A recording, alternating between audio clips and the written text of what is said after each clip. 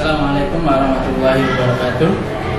Perkenalkan, saya Ahmad Marzuki, mahasiswa PPG dalam jabatan tahun 2022 LPTK Universitas Negeri Surabaya. Saya akan mempraktikkan konseling individu dengan pendekatan SFPC, Solution Focus Brief Counseling. Terima kasih, selamat menyaksikan.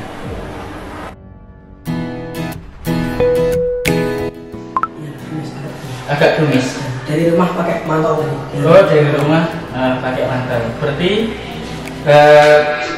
sampai sekarang kan belum terang ya. Jadi hawanya menaknya untuk buat minum sing anget-anget. Kedatangan di sini, alhamdulillah Mas Cesar dalam gelar BK. Adakah yang Pak Juki bisa bantu pada pagi siang menjelang hari ini? Ada. Apa sih kira-kira yang perlu Pak Juki bantu? Saya itu kalau datang ke sekolah sering telat. Terus saya itu sering dimarahin orang tua karena telat, terus dimarahin guru piket yang jaga absen. Dimarahi orang tua. Ya, sama gitu ya. Oh, sama? Ada gitu ya. Sampai bertengkar juga? Iya. Oh ya, oke. Sebelum kita masuk ke konseling hari ini, yang ingin dicapai dari konseling hari ini apa? Merubah diri. Merubah diri? Merubah diri yang seperti apa? Jadi lebih baik. Jadi lebih baik gitu ya. Berarti harapannya seperti apa nanti kita bahas gitu ya. Mas Ezar, sebelum konseling hari ini kita mulai, Pak Juki ingin menjelaskan dulu tentang konseling. Jadi konseling itu pertemuan dua orang seperti ini, konseling individu antara Mas Ezar dan Pak Juki. Nah, di sini yang kita bicarakan adalah terkait tentang permasalahan yang dihadapi oleh Mas Ezar. Ini nanti silahkan untuk diungkapkan itu dalam artian semakin terbuka dengan Pak Juki, itu akan memudahkan untuk kita mendiskusikan seperti apa langkah-langkah yang kita ambil nantinya. Nah, dan cerita yang diceritakan oleh Mas Ezar itu nanti akan aman di Pak Juki, dan ini sifatnya adalah rahasia karena kalau di BK sendiri itu adalah sudah kewajiban seorang guru BK untuk menjaga rahasia cerita dari anak-anaknya. Mas Ezar percayakan kepada Pak Juki terkait cerita hari ini. Oke. Kita tutup ya, biar lebih privasi. Ditutup. Ya, sip. Nah, sebelum kita masuk ke kegiatan ini, Mas Ezar, ini nanti kegiatan kita yang dilakukan adalah 35 sampai 40 menit. Ya, karena nanti setelah konseling ini Pak Juki juga ada rapat dengan kepala sekolah, guru dan ibu yang lain. Jadi nanti 30 menit atau 35-40 menit ke depan kita membahas ini gitu ya. Harapannya dengan waktu yang maksimal, waktu yang banyak ini kita manfaatkan sebaik mungkin untuk bisa mencari solusi ataupun sejauh mana yang kita tangkap kembali. Gitu ya. Siap ya? Oke. Nah, coba Mas Ezar, keluhan-keluhan itu coba diungkapkan secara detail satu persatu dari awal yang Mas Ezar keluhkan sampai kepada nanti sampai sing guru piket di musim Mas Ezar itu tadi dimarahi itu tadi. Coba Mas Ezar, kalau diceritakan dari awal itu seperti apa sih Mbak keluhnya Mas Ezar? Mengeluhkan kalau saya datang ke sekolah ini telat karena saya itu kalau di rumah udah jenuh Pak. Terus saya itu kalau malam gak ada teman bisa Pak, biasanya terus saya itu main HP. Main HP itu ada sampai 12-an, sampai jam 11 malam itu belum tidur. Bahkan pernah jam 1 malam belum tidur Pak.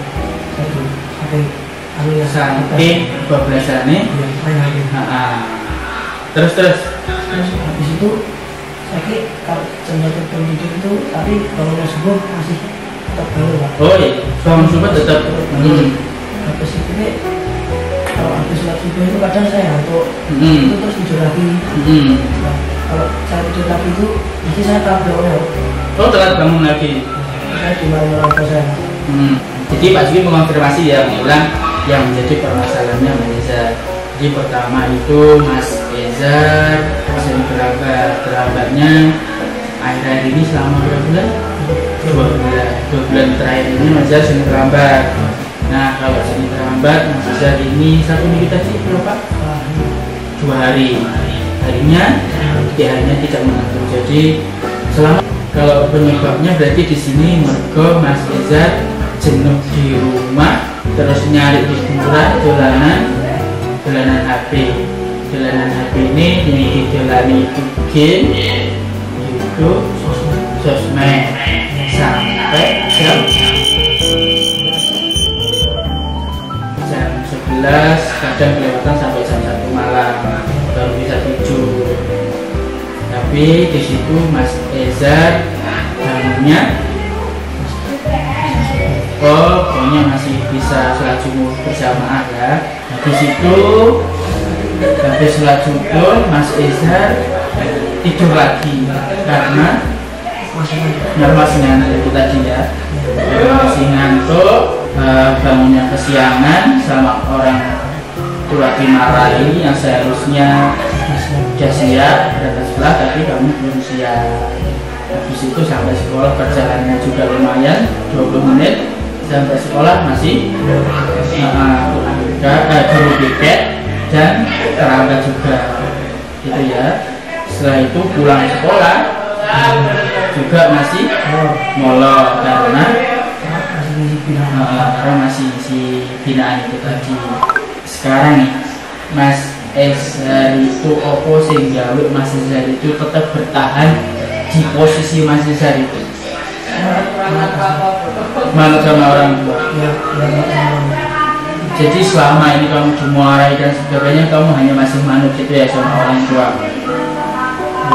Kalau Mas Ezar itu tidak pernah nggak Mas Ezar kan 6 hari ya sekolah ya sampai hari Sabtu. Terus 2 hari itu terlambat. Berarti yang nggak terlambat itu 4 hari. Nah, selama posisi 4 hari pas tidak terlambat, Mas Ezar itu seperti apa? Kondisi di rumah sampai di sekolah itu gimana? Ya, bisa sih Pak, kalau nggak terlambat. Yang aktivitasnya adalah menyiapkan baju. Ya. Terus apa lagi? Terus kalau nggak menyiapkan baju, olahraga dulu. Olahraga dulu. Oh, olahraga nih Mas Ezar? Lari, push up. Oh, lari push up. Jadi nanti Pak Juki pakai langsung ke teknik ya. Jadi nanti Pak Juki akan menggunakan teknik SFBC. SFBC itu Pak Juki di sini lebih kepada kita diskusi untuk tentang solusi-solusinya. Ya. Jadi kita tidak membahas tentang permasalahannya seperti apa lagi, tapi kita langkah ke depan untuk membahas solusi-solusinya. Oke. Pak Juki punya ini skala ini. Ya. Skala ini adalah untuk menggambarkan perasaan Mas Ezar saat ini. Skala ini menggambarkan perasaan Mas Ezar. Skala ini berupa apa? 1, 2, 3 sampai 10. Perasaan Mas Ezar ini ada 10 perasaan dan nanti Mas Ezar pilih satu di mana perasaan Mas Ezar sekarang. Begitu ya. Bisa dipahami ya? Oke. Ini Mas Ezar pada posisi nomor 4. Berarti saat ini Mas Ezar lagi lumayan sedih ya. Lumayan sedih, lumayan jengkel pada diri sendiri gara-gara itu tadi dimarahi orang tua sama guru piket karena pulang sekolah juga masih. Kita masuk ke pada tujuan apa berarti tujuannya. Nah, tujuannya itu adalah pertemuan kita hari ini kita harus punya tujuan yang untuk mencari solusi permasalahan itu. Tujuannya dari pertemuan ini kira-kira apa Mas Ezar? Mencari solusi biar saya nggak telat. Cari solusi tidak terlambat lagi. Oke, berarti yang pertama tadi bicaranya dengan dimarahi sama orang tua, makanya sering tambat bangun itu tadi. Terus tujuannya yang kedua adalah bicaranya biar tidak mainan HP, tidak terlalu malam. Terus yang ketiga, nah biar tidak dapat binaan. Jadi yang keempat, biar orang terlambat di sekolah, gitu ya. Bagaimana kalau kita bahas keuntungan dan kerugian posisi Mas Reza saat ini? Bisa? Jadi keuntungan Mas Reza di posisi masih terlambat ini, Mas Reza masih punya keuntungan ya. Yang pertama mendapatkan pahala. Pahalanya dari mana? Dari mengaji, terus membersihkan masjid, sama mengumpulkan sampah-sampah. Oh ya. Di balik keuntungan itu ada kerugian.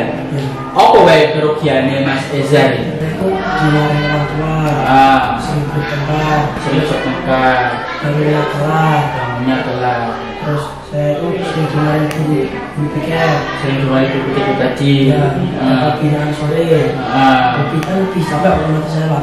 Lebih capek, terus sampai rumah itu ya agak kurang tertata lagi. Kurang tertata lagi. Mas Reza. Nah, Mas Reza, jadi pertemuan hari ini kita baru sampai sini. Pak Juki menyimpulkan dari yang disampaikan Mas Reza. Pak Juki simpulkan pertemuan adalah permasalahannya. Permasalahannya Mas Reza itu di sekolah dimarahi udah terlambat, dimarahi guru piket, habis itu masih buat binaan. Itu permasalahan Mas Reza gitu ya. Sama tujuan nanti, nah tujuannya nanti biasaran Mas Reza bisa tertib lagi berangkat sampai sekolah tepat waktu. Perasaan Mas Reza yang itu tadi setelah proses menyampaikan bulan-bulan ini tadi, perasaan Mas Reza yang gimana? Yang nomor 2, perasaannya gimana? Harus ada perbaikan. Nah, alhamdulillah ini perasaannya jauh lebih baik ya. Nah, tapi perasaannya Mas Reza setelah kegiatan konseling hari ini lebih lega. Leganya gimana? Bisa ngelakuin masalah hidup. Nanti pertemuan ini kita sambung lagi 2 hari yang akan datang. Kita diskusi lagi untuk menentukan solusinya berkat dari itu tadi, kerugian, keuntungan, dan permasalahannya. Bahkan dari penyebabnya kita sudah menemukan, tinggal kita menentukan solusi dan langkah-langkah selanjutnya. Jadi saya ucapkan terima kasih Mas Reza yang sudah datang ke ruang BK ini. Semoga pertemuan hari ini bermanfaat sekarang, dan semoga kita dimudahkan untuk pertemuan selanjutnya ketika mencari solusi yang ini. Ya, oke. Untuk sesi konseling hari ini kita akhiri dengan membaca hamdalah bersama-sama. Alhamdulillahirabbil alamin. Nah, ini LKPJ dan kembali evaluasi proses ya. Ini nanti silakan untuk diisi. Ini LKPJ-nya. LKPJ adalah yang kita lakukan hari ini tadi, terkait hubungan dan keluar dan tujuan. Nanti diisi ya. Jadi hasilnya ini nanti kamu tulis dan diisi. Itu ya. Evaluasi hasilnya. Selama proses hari ini kamu merasa merasa terbantu atau jauh lebih baik. Ini nanti diisi gitu ya. Ya. Nanti kalau ada permasalahan lagi, nanti silahkan untuk datang dan disampaikan kepada saya. Ya, Bob. Terima kasih, silahkan untuk kembali ke kelas.